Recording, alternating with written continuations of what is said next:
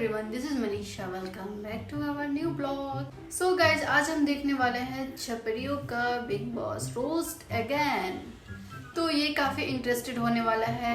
जैसे आपको पता है कि बिग बॉस ओटीटी कब का स्टार्ट हो चुका है, तो और इसका ओरिजिनल लिंक आपको डिस्क्रिप्शन बॉक्स में मिल जाएगा। तो चलो स्टार्ट करते हैं फिर। बिग बॉस OTT 3, इसका नाम होना था बिग बॉस हर कुछ, क्योंकि इसके अंदर कुछ भी हो रहा है, कभी भी हो रहा है। एक अकेला कंटेस्टेंट था इसमें जो जेन्युइन था, जो समझदार था, जो हकदार लग रहा था जीतने का। उसको इनने पहले ही हफ्ते में बाहर निकाल दिया, क्योंकि उसने इनकी पोल पट्टी खोल दी थी कि तुम लोग बीड़ी सिगरेट फुक्का फुक्की तो अनलिमिटेड दे देते हो, पर खाना नको बिल्कुल नहीं। अरे बाप रे, ये तो धोती खोल रहा है। और मेरी पिछली वाली बिग बॉस की रोस्ट वीडियो पे एक बंदा कमेंट करता है कि भाई साहब, तुम जैसे लोग होंगे नेता, अगर तो गरीब ही रह जाएगा, अमीर ही अमीर बना रह जाएगा, गरीबों को सक्सेसफुल होते नहीं देख सकते। अबे ओ बंदर बुद्धि, तेरे को समझ आता है कि गरीब और अमीर से भी आगे दुनिया होती है। काबिलियत नाम की भी चीज होती है। बिग बॉस का एक पैटर्न है, उसके हिसाब से बुलाया जाता है उन लोगों को जिन सेलिब्रिटीज की जिंदगी लोग देखना चाहते हैं। और जिन लोगों को इस बार इनने बुलाया है वो ऑलरेडी डेली व्लॉगिंग करते हैं, तो उनको कौन देखना चाहेगा। और अगर इतना ही गरीबी अमीरी का कीड़ा तेरे जैसा सबके अंदर होता, तो जिसको क्रिकेट खेलना नहीं आता और वो गरीब है, तो उसको क्रिकेट टीम में खेली और फिर वो हर बात फिर तुम्हारे नाम पे रोते बैठे कि अरे गरीब को भी तो सक्सेसफुल करना है। गरीब में अगर दम होगा, टैलेंट होगा, तो वो वैसे भी सक्सेसफुल हो जाता है। 10 एग्जांपल है हमारे सामने। गरीबी कोई कार्ड नहीं है जिसको यूज करके तुम सक्सेस की सीढ़ी चढ़ जाओ। बात तो सही है। और इतने ज्यादा अजीब अजीब कंटेस्टेंट बुलाने के बाद इस साल बिग बॉस कितना ज्यादा एंटरटेनिंग और इंटरेस्टिंग है, ये आप इसी चीज से पता लगा सकते हो कि लोगों को बिग बॉस देखने से ज्यादा उसकी रोस्ट वीडियो देखने में मजा आ रहा है या 29 रुपए का चक्कर है। बाकी वीकेंड के वार पे तो समझ ही नहीं आता कि अनिल कपूर दोस्ती कर रहा है या वार। वीकेंड के वार का आधा एपिसोड अनिल कपूर ने इस उम्र में सना मकबूल के साथ सिंपिंग करने में निकाल दिया। एक लुक, अरे वाह क्या लग रही हो यार, सना जी बहुत अच्छी लग रही हो, पिंपल्स पिंपल्स, वाह वाह वाह फैंटास्टिक। बिग बॉस में सेटल हो जाओ, लुकिंग वेरी नाइस, ब्यूटीफुल, हां वेरी नाइस। अनिल कपूर का बस ना चले, वरना ट्रॉफी उठा के सीधी सना मकबूल के हाथ में रख दे। और बेचारे बिग बॉस वालों ने सोचा था इस बार उन सबको बुला लेंगे जिनकी इंटरनेट पे लड़ाइयां होती है, जिनको इंटरनेट पे गालियां पड़ती हैं, व्यूज ही व्यूज होंगे, पर असलियत में गालियां ही गालियां हो गई हैं। और बिग बॉस की टीआरपी भी उसी प्रकार से गिर गई जैसे वड़ा पाव की लड़ाई में ये लड़की गिरी थी। हमारे आपके आगे आने के बाद ही स्वागतम मित्रों मित्राणियों। अर्ज किया है, रील पर व्यूज आते थे जब रोड पर बेचती थी ये वड़ा पाव। रील पर व्यूज आते थे जब रोड पर बेचती थी ये बड़ा पाव। बिग बॉस वालों को क्या पता था कि यही देगी आपकी टीआरपी को सबसे बड़ा घाव।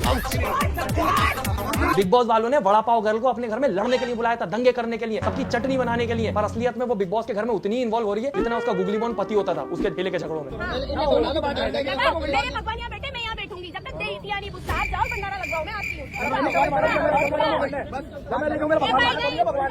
पर गलती उस बेचारी की नहीं है, उसको ये समझ ही नहीं आ रहा कि उसको लड़ने के लिए बुलाया है, बल्कि उसको लग रहा है कि उसको इसीलिए बुलाया है क्योंकि वो है Chandrika Dixit, Delhi most beautiful vada pav viral women. एक तो ऐसे नाम रखते हैं लोग, समझ ही नहीं आता कि वड़ा पाव वाली का नाम है या फिर कोई विकसित पोकेमोन का नाम रखा जा रहा है। वड़ा पाव वायरल वुमेन, मैं तुम्हें चुनता हूँ, जाओ वड़ा पाव बनाओ। क्या बनाओ? वड़ा पाव। और सच बताऊं तो मुझे तो लग रहा है वड़ा पाव वाली है ना, ये अपने कर्मा को भुगतने गई है वहां पे। जब बेचारे ब्लॉगर इसके पास आते थे तो उनके साथ ऐसा करती थी। हमें 1 घंटा हो गया, सामने तो मैम देखना कौन सा वाला? सबको नुकसान हो जाएगा। मैम मेरा तो मत निकालो, आपकी वजह से सबको नुकसान हो जाएगा। क्या हो गया? मेरा मत निकालो। तब बेचारी बोलती थी पर माइक निकाल के दे देती थी। अब उसके गले में माइक लगा है पर उसको बोलने नहीं दिया जाता। चंद्रिका, आप नहीं बताओगे, रायल आप बताओ। इस बेचारी को बोलने नहीं देते और एक तरफ वो दीपक चौरसिया की बटन दबा देते हैं, वो बंद ही नहीं होता। मैं तो सोचता हूँ न्यूज चैनल लगा दिया शायद। भाई 15-20 मिनट जो एपिसोड के चावे हैं उसने, मेरा दिमाग चाप गया। चुप ही नहीं होता, यहाँ की खबर, वहाँ की खबर, खबरदार खबर, कहीं मौसम की खबर। अरे बस भाई, न्यूज चैनल नहीं देखना मुझे। इससे अच्छा हमारी वड़ा पाव वाली को बोलने देते। बेचारी कितनी अच्छी बोला लल्ला बन के ऐसे करके हाथ उठा के बोल रही थी, उसको चुप कर दिया। और सच बताऊं तो कभी कभी समझ ही नहीं आता कि बिग बॉस देख रहा हूँ नशा मुक्ति केंद्र की लाइव टेलीकास्ट। पहले वो पूजा बटाई थी, वो च्युइंगम चबाती रहती थी, अब ये महाराज आए ये च्युइंगम चबाते रहते हैं। और भाई साहब, इन लोगों को ये समझ नहीं आता जो ये यहाँ न्यूज सुनाता रहता है, अगर इसकी न्यूज रिपोर्टिंग और वो एक वो जो टेरो कार्ड वाली आंटी है उनकी टेरो कार्ड वाला काम चल रहा होता तो इनको बिग बॉस में थोड़ी आना पड़ता। और एक तो ये लोग इमेज क्लीन करने आते हैं अपनी। वो दीपक चौरसिया है ना, जो एक बार उन्हें न्यूज रिपोर्टिंग कर दी थी नशे में। देश के लिए बेहतर हो, देश के लिए जिन्होंने सब कुछ किया हो। देश के लिए क्या है, थोड़ी सी चढ़ा लियो देश के लिए। प्राइड ऑफ नेशन, ब्लेंडर्स भाई, मतलब इतनी बड़ी टीम रहती है इन लोगों की, ये बैठ कैसे गया नशे में, इसको रोका क्यों नहीं किसी ने। और ऐसे ही बहुत सारे कारनामे हैं इनके, पर उनकी बात अभी नहीं करेंगे। और इस बार तो मेरे को लगता है बिग बॉस ने एंटरटेनिंग फैक्टर देख के नहीं बुलाया, क्रिमिनल रिकॉर्ड देख के बुलाया कि कौन कौन थाने जा चुका है उसको बुला लो सबको। वड़ा पाव वाली को भी इसलिए बुलाया है, रोड पे भंडारा करने का कानूनी अपराध किया था ना उसने, कानून का उल्लंघन किया था ना उसने। क्या तो बोलता रहता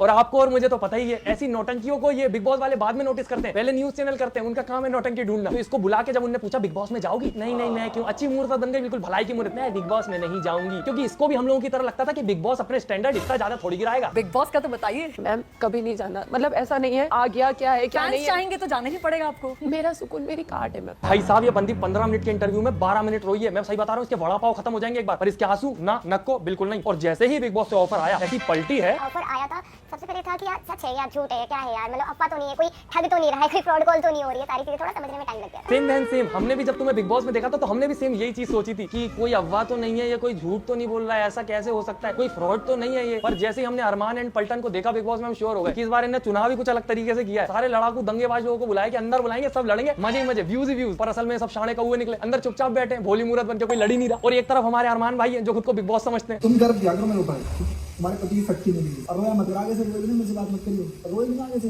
तो अभी घर भेज दूंगा, ये खोल भेजूंगा है भेजू घर। और वो बेचारी भोली वाली मना भी करी, नहीं मत भेजो। अरे बहन वो भेज भी नहीं सकता, उसके हाथ में नहीं है तेरे को घर भेजना। और ये लोग क्या बोल रहे थे कि हम लोग अलग अलग खेलेंगे, ऐसा अलग खेल रहे हैं, वो घर भेजने की धमकी दे रहा है। बेचारा वो भूल ही गया है कि वो बिग बॉस के घर में अपने घर में नहीं है। और उसकी भी गलती नहीं है दोस्तों, दोनों बीवियां यहाँ पे, पूरा घर जैसा माहौल है, खाना भी उसकी बीवियां ही बना के दे रही है, उसको आज भी बीवियों के हाथ का खा रहा है। और ऊपर से मालिश अलग हो जाती है, सेवा अलग हो जाती है, उसको क्यों घर जैसा फील ना हो। और ऊपर से उन लोगों से बोलता है कि तुम्हें मुझ पर गर्व होना चाहिए। तुम गर्व किया करो मेरे ऊपर। अरे अरे हाँ हाँ भाई हाँ, अरमान भाई बोल रहे हैं गर्व करो। वैसे ये भी बता देते भाई कि किस बात पे गर्व करना है, ये दोगलेपंती पे। रोल को उल्टा कर दो। पायल जी अगर किसी आदमी को लाती, will you be okay with it? वो लाती क्या घर में रखेगी? Tell me, will you be okay with it? वो बात की बात है, वो जवाब थोड़ी है। नहीं जवाब देखो, पायल आप ला सकते, पायल ने एक्सेप्ट कर ले, मैं नहीं करता, बात खत्म। अगर वो नहीं एक्सेप्ट करती तब नहीं करती। अगर पायल जी कहते शादी नहीं होती तो, और शादी करके पायल लाती है किसी को मेरे घर में, तो भैया तुम अपने घर खुश, मैं अपने घर खुश। वाओ कितना पारिवारिक माहौल है, कितनी नॉर्मली बात कर रहे हैं क्रिमिनल एक्ट के बारे में। हिंदू मैरिज एक्ट के तहत दो शादियां करना क्रिमिनल ऑफेंस है, नहीं कर सकते आप, अलाउड नहीं है। शादी है कोई टॉफी खाने जैसा नहीं है कि दो तूने खाई है दो मैं भी खाऊंगी। अरे सब एक एक खाओ ना भाई, इतना क्यों खाना, भूखो। और हाँ दोस्तों, भूख से याद आया, हमारी गाँव की बेटी जब इसको भूख लगती है गाँव की मिट्टी खाने लग जाती है। गजब की एक्टर है। और उससे बड़ी ज्यादा ईगोइस्टिक है दोस्तों, जब इसको पनिशमेंट मिली, इसको भी मिली थी, और साथ में वो जो वेकअप सीट की हीरोइन है ना, उसका जो एक्स हस्बैंड बिग बॉस में आए, उनको भी पनिशमेंट मिली थी। तो वो तो बेचारे कान पकड़ के सॉरी बोलने लग गए, पर इसको सॉरी नहीं बोलना था। मैंने बोला अब देखूंगी क्या करती है, अब तो सॉरी बोलना पड़ेगा। और उसने एक्टिंग दिखा दी, बेहोश होने का नाटक कर लिया, पर सॉरी नहीं बोला ना, नको बिल्कुल नहीं, क्योंकि उसके ईगो ने उसको बेहोश होकर ओवर एक्टिंग करना अलाउ कर दिया, पर सॉरी बोलना।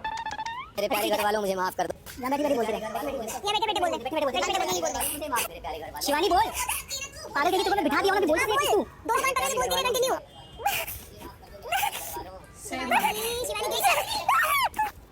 पागल हो गई है शिवानी। पर दोस्तों मुझे लगता है गलती उसकी नहीं है, वो जब गिरी थी तो उसके घुटने में चोट लगी थी और दिमाग भी वही है, तो दर्द हो रहा होगा तो चक्कर तो आएंगे ना बेचारी को, उसकी गलती नहीं है दोस्तों, एक्टिंग नहीं कर रही। और फिर जब अनिल कपूर ने पोल खोल दी तो बेचारी हैंग अलग हो जाती है, गिर गई थी, उठ गई थी, चक्कर आ रहे थे, मैं वो बता रही हूँ हैंग हो जाती पूरी की पूरी। पर एटलीस्ट अब बेचारी को मनीषा रानी से कंपेयर करना छोड़ दिया है सबने, पर वो मनीषा रानी का नाम यूज करना नहीं छोड़ रही। जब अंदर जाने वाली थी तो मनीषा के बारे में ये बोल रही थी, मनीषा दीदी हैं, उनसे बात भी होती रहती है, बहुत अच्छा करती है। क्या बोली? उनको बताया नहीं बताया नहीं है। अच्छा मनीषा को बताया नहीं, हाँ ये तो सही है भाई, पहले से बात नहीं करनी चाहिए। वैसे बात कितने आराम से कर रही है यहाँ पे तो चीख चिल्ला रही नहीं है, बात पे गांव को बदनाम कर देती है। मिट्टी खाई, पूरे गांव वाले हम मिट्टी खाते हैं। अरे सब मिट्टी नहीं खाते और हर किसी मिट्टी नहीं खाते, कोई इमोशनल अटैचमेंट होता है, वो अलग चीज होती है। कुछ भी उल्टा सीधा करो पूरे गांव पे इल्जाम लगा दो। मिट्टी जब हम मिट्टी लिए थे हाथ में, तब जैसे हमने खोला तो ये होता है गांव में सारे लोग यही होता है कि जब खा लेते हैं मिट्टी। गांव का नाम रोशन करने का ये बदनाम करने का, ऊपर से झूठ बोलती है। अभी बोल रही थी कि मनीषा को बताया नहीं कि बिग बॉस में आई है, और अंदर जाके बोलती है कि उससे तो पूरे सीख के आई हूँ, राय लेके आई हूँ। मनीषा दीदी जब आ रहे थे जा रही थी जो बिग बॉस में, मैं ये कह रही थी कि वहां जाना, ये तुम्हें दिखा दिया जाएगा। ऐसे मेरे साथ भी यही हुआ था, मुझे अंदर विलन ऐसा बना दिया कि नहीं मैं बहुत गलत, लेकिन तब मैं चुप रहो, चुप रहो। मैं तो वो आपको बात बता रही थी। बेचारी को याद तक नहीं है बाहर क्या बोल के आई थी, अंदर क्या बोल रही है, किसी के डाइवोर्स पे हंस रही है, किसी को धक्का मार के गिरा रही है, किसी का मजाक उड़ा रही है, मिट्टी खा रही है, बेहोशी की ओवर एक्टिंग कर रही है, और लोग बोलते हैं इनोसेंट है। ऐसे होते हैं इनोसेंट लोग, इनोसेंट का तो नहीं पता दोस्तों, पर बेचारी रियल है, भले विलन बन जाएगी पर रियल बन के खेलेगी वो, जैसा उसके मन में आ रहा सब कर रही है वो, दिमाग उसका जितना भी थोड़ा बहुत चल रहा है वो सब कर देती है। बेबिका बन के रह गई यहाँ पर, एटलीस्ट बेबिका के मजे तो सब लोग ले भी नहीं पाते थे, इसके मजे तो नेजी लेके चला जाता। कहीं भैंस पानी में।